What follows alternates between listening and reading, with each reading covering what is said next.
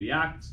Some of his beliefs there, or some of his work as well, is he supported free markets, which means allowing prices and demands to fluctuate according to consumer decisions, right? So I'll always go back to the example of fidget spinners.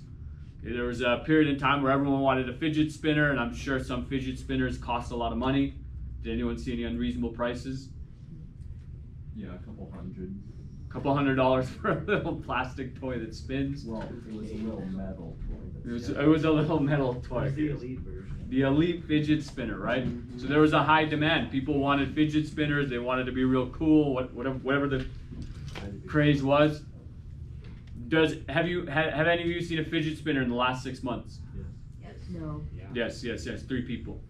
You just woke up. Welcome back. Anyone? You're gonna have to go to the washroom, aren't you? I'll let you go. Don't worry about it. Actually, that's a good question because class ends at a different time today. We'll go on for like another slide or two, and then we'll stop. Okay. Yeah. So sometimes there's gonna be consumer trends to buy certain things.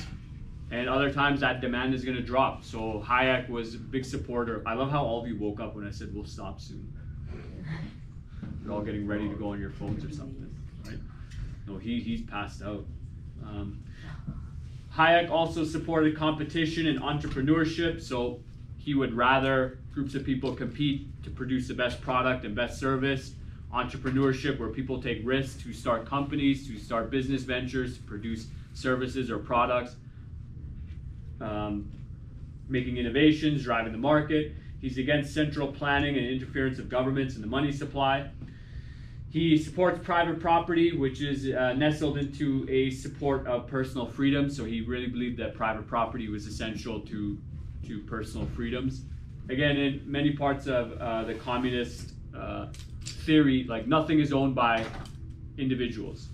Right? It's owned by the state or owned by the people in general, which in many cases didn't really work out, unfortunately for many people who died.